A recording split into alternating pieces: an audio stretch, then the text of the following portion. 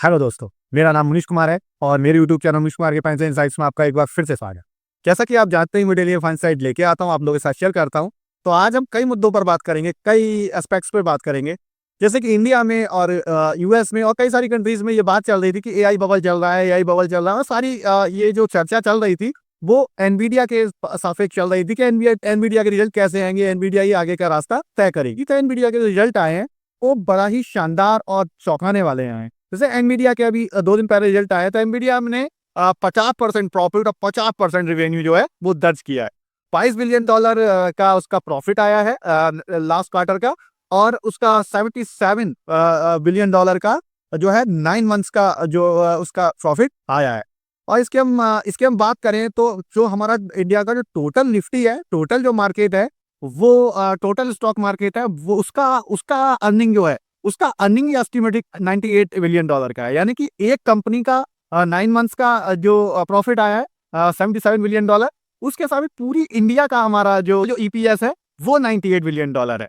तो आप समझ सकते हैं कि ये कितनी बड़ी कंपनी है और कितनी बड़ी उसकी रेवेन्यू ग्रोथ है। जैसा कि चल रहा था कि एआई का बबल चल रहा है और एआई जो है कहाँ ये टूटेगा, कहाँ जाएगा, क्या होगा, बस्ट होगा बबल। तो आगे ऐसा कुछ नहीं लग रहा है कि जैसे कि एनवीडिया का रिजल्ट आया और एनवीडिया के रिजल्ट के बाद फिर मार्केट ने, वहाँ के यूएस के मार्केट ने फिर छलांग लगाना शुरू कर दी और फिर जबरदस्त चला है। लेकिन अब एक छोटा सा एस्पेक्ट आ गया है जिसकी वजह से वहाँ के मार्केट, यूएस के मार्केट दोबारा से नीचे जाना शुरू हुए हैं। जैसे कि मॉर्गन स्टैनली ने 2 रिपोर्ट निकाली हैं, जिसमें एक रिपोर्ट में उन्होंने कहा है कि दिसंबर में जो फेड जो है, बाकी जो सेंट्रल बैंक है, फेडरल रिजर्व, वो दिसंबर के जो उसका जो मॉनेटरी पॉलिसी आएगा उसमें वो रेट कट करने वाला नहीं है। तो इससे मार्केट में जो थोड़ी सी एक सैडनेस हुई है और मार्केट ने जो भर भर के बाइंग आ रही थी, जो मार्केट लगातार अपना ऊपर जा रहा था, उसमें थोड़ी सी निराशा आई है, उसमें थोड़ी सी रोक लगी है।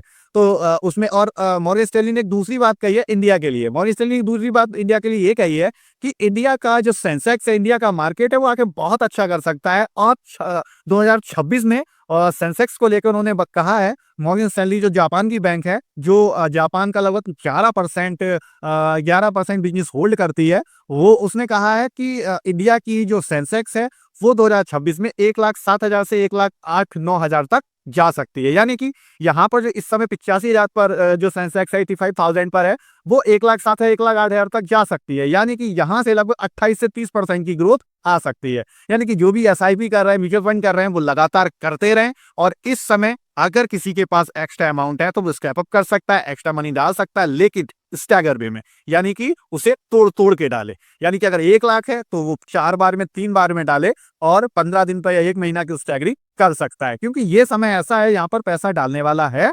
और आगे समय में, क्योंकि सारी बैंक्स कह रही, मॉर्गन स्टैनली कह रहा है, जेपी मॉर्गन पीछे कह चुका है, कई सारी बैंक्स जो अपनी रिपोर्ट निकाल चुकी हैं, और सारे लोग यही कह रहे हैं कि आगे मार्केट बहुत अच्छा कर सकता है। अब अपनी मार्केट की बात करें तो निफ्टी जो है वो 26,100 के लगभग पर बंद हुआ है, और इस हफ्ते जो है मार्केट ने 26,173 174 के लेवल तक पहुंच गया था, और 26,276 का लगभग का 26,276 का लगभग का लेवल है, जो कि पीक है, 14 महीने से अभी तक क्रॉस नहीं कर पाए। तो बस 100 पॉइंट की दूरी बची थी मार्केट को क्रॉस करने के लिए, और वहां से दोबारा से थोड़ा सा सेटबैक किया है, थोड़ा सा पीछे आया है, और 26,100 के लगभग जो फ्राइडे की क्लोजिंग है वो आज की क्लोजिंग दी है।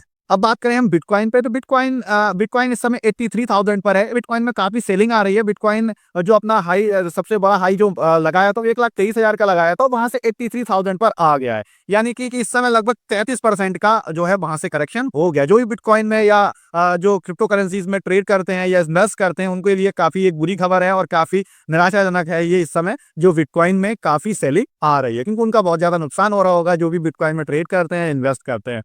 अब हम बात करें इंडियन रूपी की, तो इंडियन रूपी ने आज बहुत ज्यादा चौंकाया है। इंडियन रूपी में 1% की डिप्रिसिएशन आई है, 89.55 के लगभग इंडियन रूपीज है, जो कि लगभग 1% की एक दिन में डिप्रिसिएशन आ गई। 1% की डिप्रिसिएशन 4-4, 5-5, 6-6 महीने में इंडियन रूपीज में आती थी, लेकिन आज एक दिन में 1% डिप्रिशिएट हो गया है इंडियन रूपी डॉलर के सापेक्ष।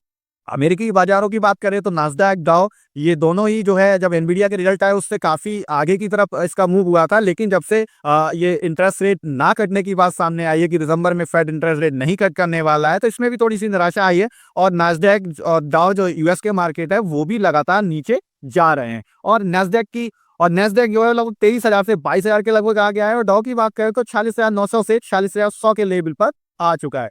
और फेडरल रिजर्व जो है, जो अमेरिका का सेंट्रल बैंक है, उसने ये कदम क्यों उठाया है, उसने ऐसा क्यों क्या नाम है सोचा है कि दिसंबर में रेट कट नहीं होंगे, तो उसके पीछे एक रीजन ये माना जा रहा है कि जापान में जो कोर इन्फ्लेशन है वो 3% के पार जा चुका है। जो वहाँ की महंगाई है, जापान में मानते थे कि जापान में महंगाई नहीं बढ़ती है, जो आज है वही 30 साल के बाद रहती थी। यानी कि अगर कोई 1 येन खरीद के रख देता था, तो जो चीज आज 1 येन में खरीदी जाती थी, वही आगे 20 साल 30 साल के बाद लगभग सेम महंगाई रहती थी, कोई इन्फ्लेशन नहीं होता था।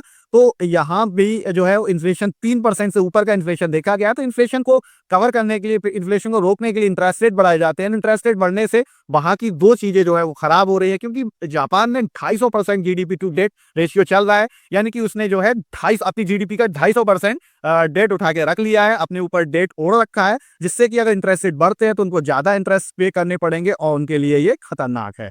तो ये भी हो सकता है कि जापान अमेरिका जो, क्योंकि सारी कंट्रीज होती है एक दूसरे इंटरलिंक होती हैं, तो ये भी कारण हो सकता है कि अमेरिका ने ये सारी चीजें देखते हुए ही जो दिसंबर का है इंटरेस्ट रेट रोक कर चलने की बात कही है। दूसरी बात यह है कि जापान में एक येन ट्रेड की दिक्कत थी, क्योंकि वहां पर जो इंटरेस्ट रेट थे वो काफी कम थे, और यहाँ से लोग क्या करते थे, वहां पर कम इंटरेस्ट पर वहां से रुपया बोरो, वहां से जो है वहाँ उसकी करेंसी में बोरो करते थे, और दूसरी कंट्रीज में, इमर्जिंग मार्केट्स में या दूसरी मार्केट में जहां भी उन्हें लगता था कि थोड़ा सा यहाँ पे हेज करके येन को हेज करके और थोड़ा सा वहां से बेनिफिट उठाया जा सकता है, तो वो ऐसा करते थे कि येन में उठा के वहां से और दूसरी कंट्रीज में लगा देते, जिससे उन्हें 4-5% का मिनिमम वहां से उन्हें जो है प्रॉफिट हो जाता था। तो जब इंटरेस्ट रेट बढ़ेंगे और तो उन्हें भी दिक्कत होगी, क्योंकि उन्हें उसकी जो हेजिंग है वो हेजिंग कम होगी और उससे उन्हें प्रॉब्लम क्रिएट होगी।